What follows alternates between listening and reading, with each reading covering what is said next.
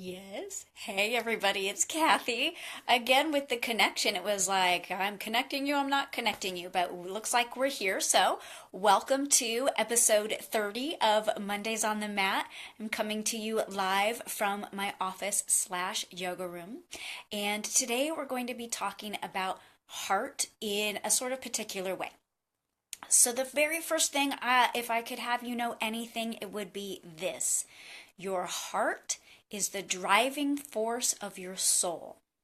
We know that the heart has what they call, in I guess general terms, a heart brain. It's a sensory organ that communicates more to your brain than your brain communicates to your heart. And one of the things that we endeavor to do over time in yoga is to create a union of our body, our mind, and our soul. So if our heart is the driving force of our soul, then it's a union or a connection with our body, our mind, and our heart. Because like I said, our heart has a brain that communicates to our head brain, I guess is a good way to say it, and the rest of our body and the way that we're being out in the world. And one of the things that I love about yoga and think is so cool about yoga is that it's what I call like a workout meets a work in. So it's not only that we're coming together to care for and tend to and learn about our physical body, but we're also coming together to tend to and care for our mind and our soul. And if our heart is the driving force of our soul, then we're also tending to our heart. And one of the ways that we can tend to our hearts is through words and art and poetry and those types of things. And I wanted to share with you two things today. One is the first time I was ever in a yoga class where words really spoke to my heart in a real powerful sort of way. I was in a class in Los Angeles with Lucy Bivens, and if you're in LA, I don't know if she still teaches down there or not. I know she still lives there. Go find her and take classes with her because she's wonderful.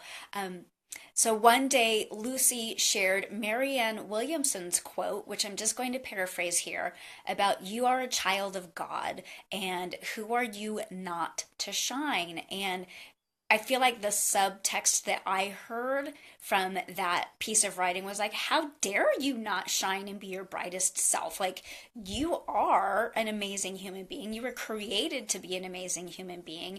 And it's almost like rude of you to not share the fullness and live the fullness of your life. And it wasn't like the moment I heard that, like, whoa, my life completely changed. But it was something that sort of sat and resonated with me. Though, so now, even that was probably close to more than 15 years ago when I first heard that quote. And even now, when I start to have those feelings of like, oh, who am I to do this? It's like, no, wait a second. Who am I not to do this thing? And it doesn't even have to be profound, which is what led me to the second thing that I want to share with you today. On Saturday, I was kind of poking around Facebook and I follow Elizabeth Gilbert, and she shared this piece of writing on her Facebook page that spoke right to my heart. And so that means it spoke right into my soul. And I was so moved by this writing that the very next thing I thought was, I want to share this with my yoga students. And I understand that on Facebook now, an event that they've actually studied and understand is occurring is something called confirmation bias. And it means that we're reading and agreeing and connecting with things that just confirms what we already feel and think inside. But I feel like this piece of writing from Liz, for me, went beyond confirmation bias into almost what I would call truth bias.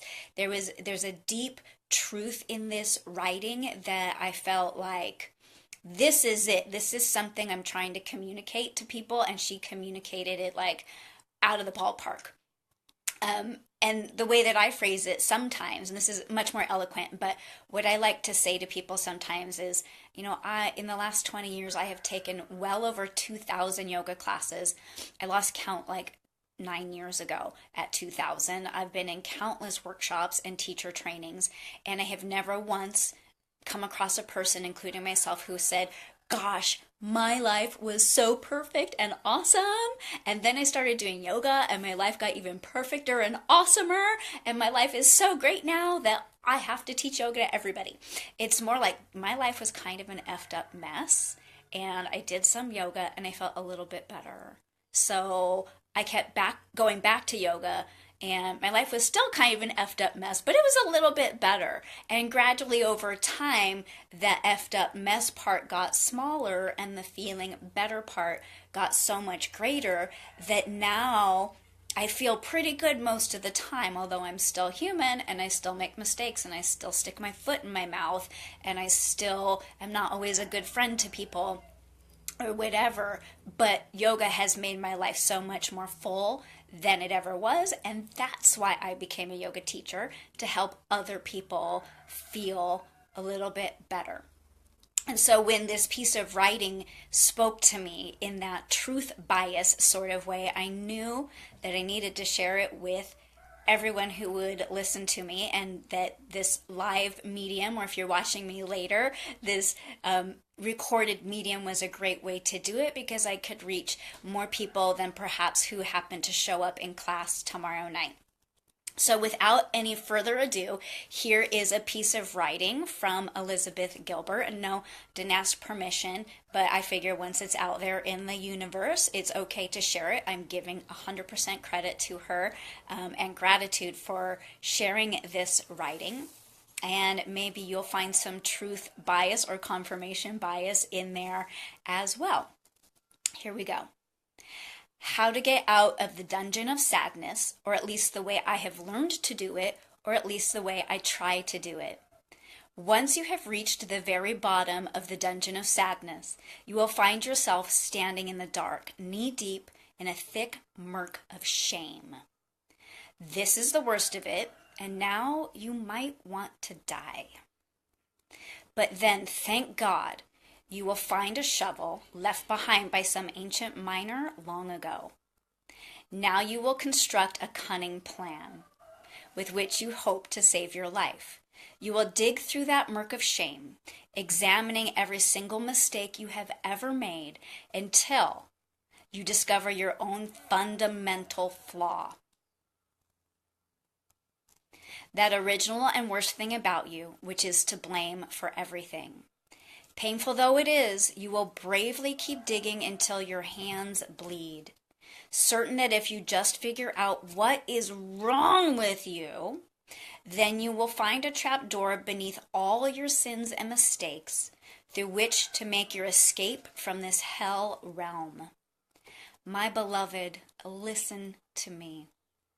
This is not the way out. There is no exit to be found beneath the murk of shame.